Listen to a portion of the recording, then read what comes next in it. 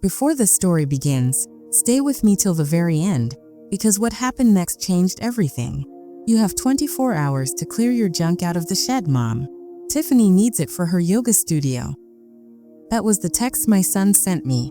My own son, throwing me out of a garden shed I'd been living in for 6 months. What he didn't know, I wasn't just the old woman in the shed. I was the anonymous owner of the company that held the deed to his entire luxury apartment building. And his lease was expiring tomorrow. My name is Eleanor. For 30 years, I lived like a shadow. 3 jobs, no vacations, worn out shoes. Also, my son David could become a lawyer. When his father died, I even sold our family home quietly to pay off David's gambling debts. No one ever knew. I protected his image.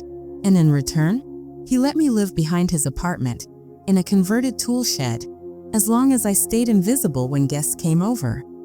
His girlfriend Tiffany, a young influencer, treated me like furniture that forgot to leave the room. Last Thanksgiving, they made me eat in the kitchen because I didn't fit the aesthetic of their dinner party. That night, I decided something.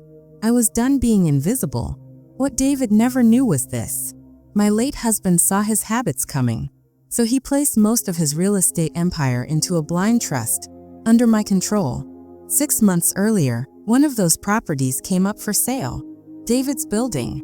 I bought it, quietly, in cash, through an LLC. Then I moved into the shed, pretending to be broke, just to see how he would treat me when he believed I had nothing left to offer. Now I had my answer. After his eviction text, I packed my bags in 10 minutes. Tiffany opened the apartment door with a glass of my vintage wine in her hand. "We need the shed cleared," she said. "Business is business." I smiled. "Yes," I told her calmly. "I understand business perfectly." I handed her the key. "Tell David to check his email." They laughed when the janitor walked on stage. Then he did this. The entire school laughed when the janitor walked on stage. But when he opened his mouth, everything went silent. For 15 years, Mr. Chen cleaned the hallways at Lincoln High. Students ignored him, called him the ghost. But one girl noticed him. Sarah. She was bullied, alone, invisible, just like him. Every day after school they talked. Mr. Chen told her, "In my country, I was a music teacher. I came here for my daughter, gave up everything." Sometimes we become small, so others can become big. Sarah never forgot. At the ceremony, she called Mr. Chen on stage. Students laughed. He was wearing his janitor uniform. Then Sarah handed him a violin. He closed his eyes and played the most beautiful music they'd ever heard. Parents cried. Students froze. Sarah's voice shook as she spoke. This man was the first violinist of the Shanghai Symphony Orchestra. He cleaned our floors so his daughter could become a doctor. And he taught me that being invisible doesn't mean being worthless. The entire auditorium stood up, tears everywhere. The people you ignore today may be the heroes you needed all along. Greatness doesn't always wear a suit. Like, subscribe, and join me for more mind-blowing, heart-touching stories you won't forget.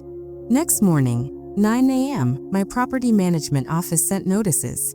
Lease non renewal. Unauthorized occupant violation. Penalty charges. 3-day vacancy order. My phone exploded with David's calls. I watched through the hallway security camera as he stood there in his silk robe, staring at the red notice on his door, confused, pale, panicking. An hour later, he stormed into the management office demanding the owner. I turned the chair around. His face collapsed. "Mom." "Yes," I said. "Have a seat. Don't get comfortable." When he learned the truth, that I owned the building, the garage, the land, even the shed, his voice started shaking. He blamed Tiffany. He blamed stress.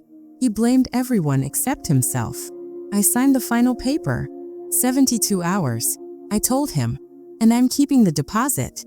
The apartment is filthy. That was my tough love. He tried to fight it legally. He lost. 3 days later, I watched from the balcony as Tiffany dumped him on the sidewalk beside a rental truck full of boxes. He looked up and shouted, "You ruined my life." I answered, "No. I stopped financing your fake one." Today that shed is gone. In its place is a community center for elderly residents. Warm, welcoming, respected. David lives across town now. Smaller apartment. Smaller ego. Last Christmas he sent a card. Just 2 words. I'm sorry. I haven't replied yet. Some lessons take time to finish. If this story hit your heart, press like and subscribe. Because sometimes the biggest power move is knowing your worth. Until next story, stay strong.